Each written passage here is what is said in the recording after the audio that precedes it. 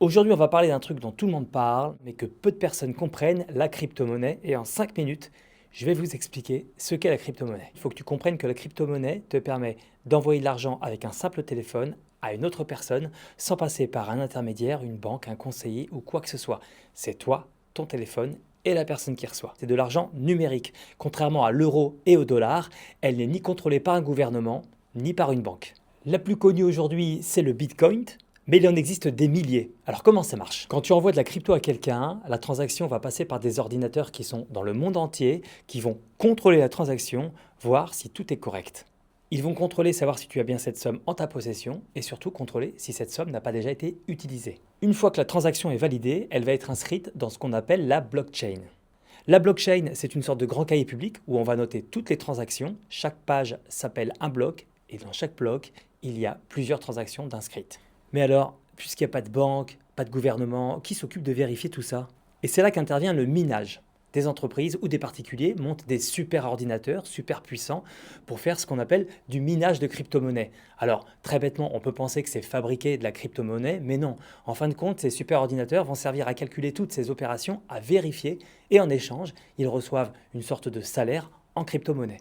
Pour cela, évidemment, il faut des ordinateurs très puissants, et plus l'ordinateur est puissant, et plus il calcule vite, et plus il calcule vite, et plus on gagne de la crypto-monnaie. C'est pour cela notamment que ces dernières années, les cartes graphiques ont explosé au niveau du prix. On peut comparer cela aujourd'hui avec la mémoire vive qui explose au niveau du prix, parce que là, c'est l'IA qui en demande beaucoup. Contrairement aux idées reçues, ces super ordinateurs de minage ne servent pas à faire des calculs scientifiques ou à faire avancer la science, ils servent à contrôler toutes les transactions qui ont lieu sur la blockchain. Ils regroupent ces transactions dans un bloc et ensuite ils doivent résoudre une sorte d'énigme mathématique. Alors ce n'est pas une équation intelligente à résoudre, c'est plutôt un jeu d'erreurs et d'essais.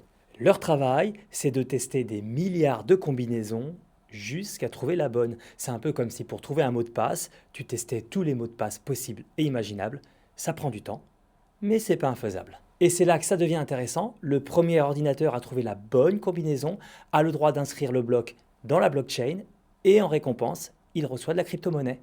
Et c'est comme ça que de nouvelles cryptos sont créées. Donc pour résumer, les super ordinateurs ne calculent pas n'importe quoi, ils se contentent de faire du contrôle pour savoir si cette personne a la crypto-monnaie pour faire sa transaction et si cette crypto-monnaie n'a pas déjà été utilisée sur une autre transaction. Puis, ils sécurisent la transaction avec un calcul compliqué. C'est un peu comme des notaires numériques dans le monde entier. Pourquoi les gens utilisent de plus en plus la crypto-monnaie? Alors déjà, c'est très pratique. Tu peux envoyer en quelques minutes de l'argent à l'autre bout du monde. Et encore, je dis quelques minutes, mais la plupart du temps, c'est en quelques secondes. Et en plus, c'est super pratique. Il n'y a pas besoin de banque. Une connexion Internet suffit.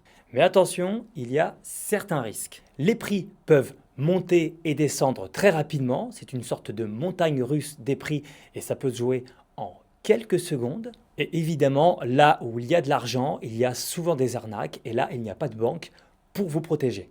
Vous l'aurez compris, la crypto-monnaie, c'est un outil puissant qui permet aussi de se libérer souvent des transactions onéreuses, des gestions onéreuses des banques, mais il faut quand même la comprendre et s'en méfier. La crypto-monnaie n'est pas magique, c'est une nouvelle façon de gérer l'argent basée sur la technologie et en faisant confiance à un réseau plutôt qu'à une institution. Et même si tout le monde ne l'utilisera pas, puisqu'il y aura toujours des réticents à la crypto-monnaie, sachez que quoi qu'il arrive, elle perdurera. Qu'on le veuille ou non, c'est le futur de l'argent. Donc autant comprendre comment ça marche. Et pour ceux qui peuvent être encore réticents, dites-vous qu'il y a quelques années, quand PayPal a été créé, énormément de monde était réticent au fait que l'argent se digitalise, que l'argent devienne plus une monnaie virtuelle, digitale, que les papiers qu'on connaît. Et aujourd'hui, force est de constater que PayPal a changé le game. Et là, avec les nouvelles lois que l'Union européenne s'apprête à voter pour plafonner les paiements en espèces, on peut imaginer que dans quelques années, les espèces soient une denrée rare. L'argent sera donc numérique, donc intéressez-vous à la crypto-monnaie. Si vous avez aimé cette vidéo, n'hésitez pas à liker, à partager, à commenter. Merci beaucoup, à bientôt.